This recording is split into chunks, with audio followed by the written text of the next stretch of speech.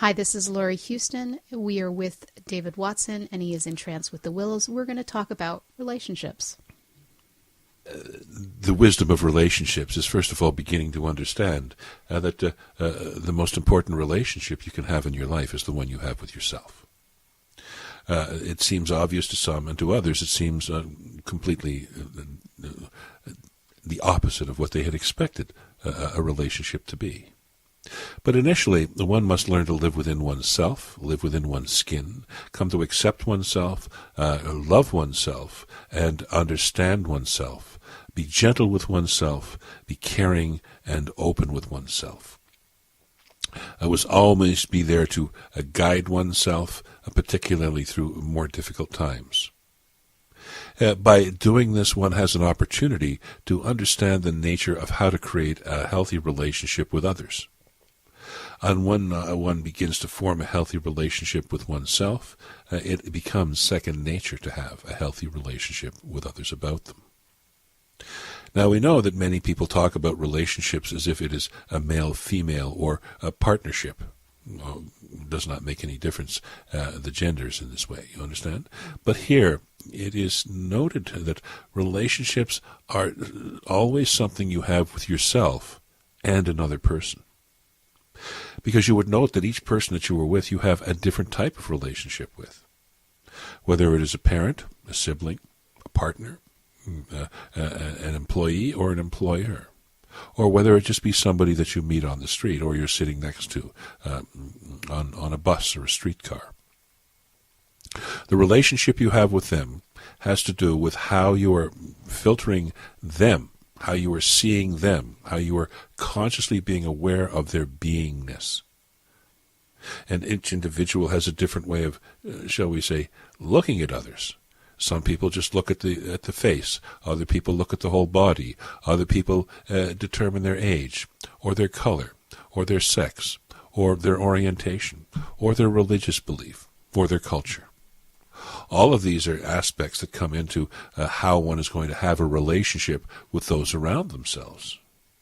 The main aspect of relationships is that are you having a relationship with another, or is it just you having a relationship with yourself around another? You see? This is a good question to ask, because many who have difficulty with relationships realize that the same difficulty they have repeats relationship after relationship, until they finally understand that it's the relationship with themselves that requires changing first to change the relationships they have with others about themselves. You see? So there is no perfect way to determine one would have a relationship with another. People write many books and produce movies and stories about an ideal relationship. These are used in which they are using the terms love, as if the love that one would have for another is different than the love one would have for themselves. If the one has learned to love oneself and one meets another, one can love the other person and can love the self within that person, as long as the person they're loving is in love with themselves as well. And when we say in love, we are not talking about narcissism, expecting others to love oneself and not to love others. But in fact, more to the point of a person who has learned to love themselves wholly and completely has the capacity and gives of love to others without respite. You see?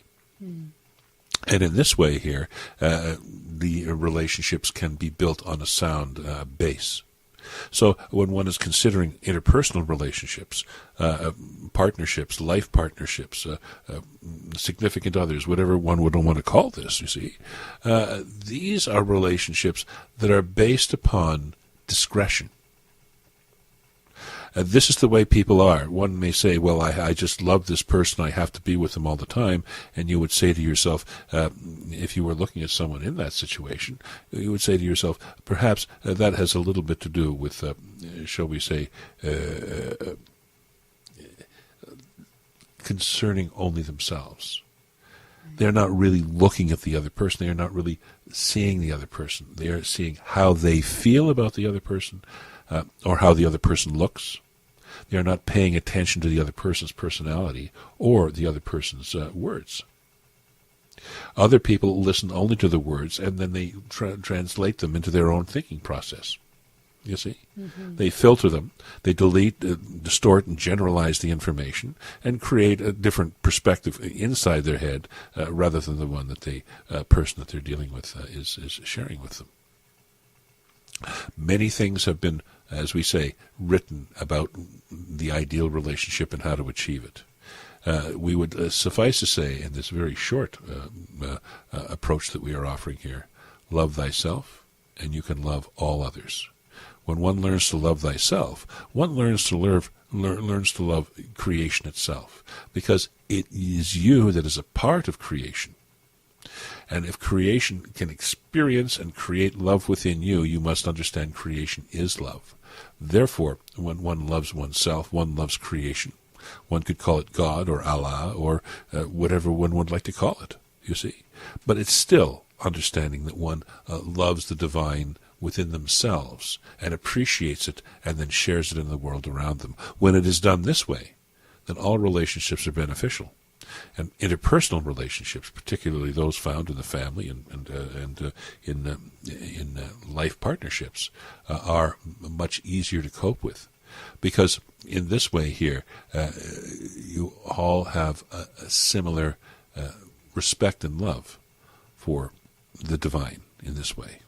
Not just outside of oneself, but more importantly, within oneself. You see? Perfect.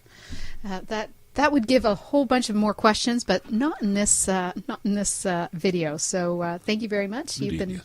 listening to The Willows. You can find out more about The Willows if you go to the website askthewillows.com. You've been listening with Lori Houston. Thank you.